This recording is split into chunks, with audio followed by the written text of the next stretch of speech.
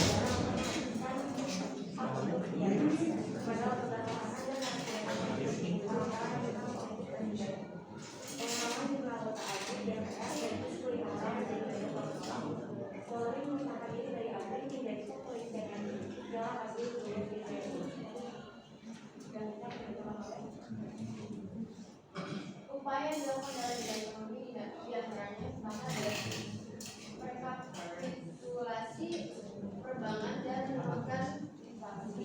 Lalu ada rekonstruksi perekonomian nasional, ada likuidasi bank-bank bermasalah, yang keempat ada membentuk badan penyihatan perbankan nasional, lima ada menaikkan nilai tukar rupiah terhadap dolar AS hingga di bawah 10.000. Selanjutnya ada pengesahan Undang Nomor 5 Tahun 1999 tentang larangan praktik monopoli atau persaingan sukarela. Dan terakhir ada pengesahan UU Nomor 8 Tahun 1999 tentang perlindungan konsumen. Untuk yang selanjutnya itu adalah bagaimana perkembangan ekonomi, bagaimana perkembangan politik dan ekonomi di masa kepemimpinan Pak Susilo Bambang Yudhoyono atau SBY. Nah, masa kepemimpinan SBY ini dimulai pada tahun 2004 sampai tahun 2014. Nah, masa pemerintahan Pak SBY ini ditandai dengan perkembangan politik ekonomi yang cukup stabil dan mengalami peningkatan. Berikut ada beberapa perkembangannya. Untuk politik, yaitu yang pertama ada pemerintahan yang lebih demokratis dan peningkatan partisipasi masyarakat dalam pemilihan umum. Lalu yang selanjutnya itu adalah reformasi dalam bidang hukum dan keamanan. Lalu yang selanjutnya itu adalah memperkuat hubungan diplomasi dengan negara-negara tetangga dan negara-negara besar. Lalu untuk yang bidang ekonomi itu adalah tumbuhnya ekonomi dengan tingkat pertumbuhan rata-rata sekitar 6% per tahun. Lalu peningkatan investasi dan perdagangan dengan negara-negara luar. Lalu pemerintah memperkuat program-program pemberdayaan masyarakat dan pengentasan kemiskinan. Nah, pada kesimpulannya di masa pemerintahan Pak SBY ini secara umumnya itu masa pemerintahan Pak SBY dikenal dengan stabilitas politik dan ekonomi yang baik, sehingga dampak positif bagi pembangunan pembangunan terhadap negara dan kesejahteraan masyarakat. Yang ketiga, masa pemerintahan Megawati Soekarno Putri itu sejak tanggal 23 Juli 2001 sampai 20 Oktober 2004. Presiden Megawati itu membentuk Komisi Tindak Pidana Korupsi setelah keluarnya URI nomor 28 tahun 1999 tentang penyelenggaraan negara yang bersih dan bebas KKN. Pembentukan komisi ini menuai kritik karena pada masa pemerintahan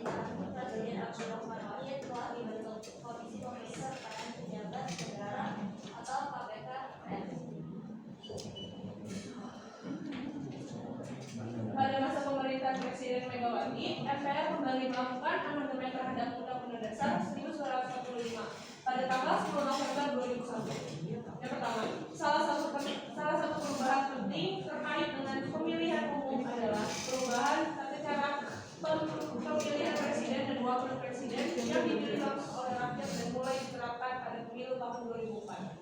Yang kedua, pembatasan wewenang MPR, kesejajaran kedudukan antara presiden dan DPR yang secara langsung menguatkan posisi DPR, kedudukan Dewan Perwakilan Daerah (DPD), penetapan APBN yang diajukan oleh presiden dan penegasan wewenang BPK. Reformasi bidang hukum dan pemerintahan. Pada masa pemerintahan Presiden Megawati, MPR kembali melakukan amandemen terhadap Undang-Undang Dasar 1945 pada tanggal 10 November 2001. Yang pertama, selain upaya pemerintahan untuk memperbaiki sektor ekonomi, MPR berhasil mengeluarkan keputusan yang menjadi pedoman bagi pelaksanaan pembangunan ekonomi di masa reformasi, yaitu TAP MPR RI nomor 4 MPR 1999 tentang garis-garis besar haluan negara 1999 sampai 2004. Yang kedua, pemerintahan Megawati mencatat beberapa pencapaian di bidang ekonomi. Salah satu indikator keberhasilan pemerintahan Presiden Megawati adalah rendahnya tingkat inflasi dan stabilitas cadangan devisa negara. Nilai tukar rupiah relatif membaik dan berdampak pada stabilnya harga-harga barang. C. Disintegrasi dan kedaulatan wilayah. Dua provinsi yang rentan untuk melepaskan diri adalah Provinsi Nanggoro Aceh Darussalam (NAD) dan Papua. D. Upaya pemberantasan KKN. Presiden Megawati belum berhasil melakukan penegakan hukum atau berbagai kasus KKN masih belum terselesaikan. Selanjutnya ada 4 masa pemerintahan Abdurrahman Wahid. Presiden Abdurrahman Wahid dalam melanjutkan cita-cita reformasi diawali dengan pembentukan Kabinet Persatuan Nasional. Kabinet ini adalah kabinet koalisi dari partai-partai politik yang sebelumnya mengusung Abdurrahman Wahid jadi presiden, yakni PKB, Golkar, PPP, PAN, PKK, dan PDIP. Beberapa langkah formasi yang dilakukan selama pemerintahan Gus Dur antara Presiden Abdurrahman Wahid membuatkan 2 departemen, yakni Departemen Penerangan dan Departemen Sosial, dan diganti dengan pembentukan Departemen Eksplorasi Laut melalui keputusan Presiden nomor 355 M tahun 1999 tanggal 26 Oktober 1999. Nama departemen ini berubah menjadi Departemen Kelautan dan Perikanan (DKP). Pada masa pemerintahan Abdurrahman Wahid, MPR melakukan amandemen terhadap UUD 1945 pada tanggal 14 Agustus 2000. Amandemen ini tersebut berkaitan dengan susunan pemerintah negara kesatuan Republik Indonesia yang terdiri atas pemerintah pusat, provinsi, kabupaten, dan kota. Amandemen ini sekaligus mengubah pelaksanaan proses pemilihan umum berikut, yakni pemilih hak suara dapat memilih langsung wakil-wakil mereka di tiap tingkat dewan perwakilan tersebut. Yang ketiga adalah upaya reformasi di bidang hukum dan pemerintahan dilakukan dengan pemisahan TNI dan Polri sehingga TNI dapat memfokuskan diri dalam menjaga kedaulatan wilayah Republik Indonesia dari ancaman kekuatan asing, sementara Polri dapat lebih berkonsentrasi dalam menjaga keamanan dan ketertiban.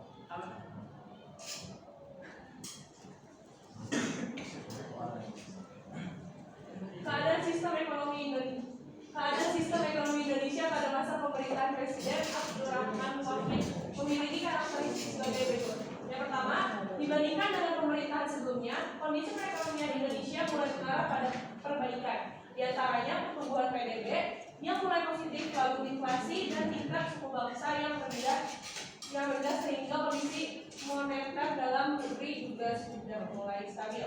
Yang kedua, hubungan pemerintah di bawah pimpinan Abdurrahman Wahid dengan IMF juga kurang baik. Yang dikarenakan seperti amandemen UU Nomor 23 Tahun 1999 mengenai Bank Indonesia, penerapan ekonomi otonomi daerah atau kebebasan daerah untuk pinjam uang dari luar negeri, dan revisi APBN 2001 yang terus tertunda.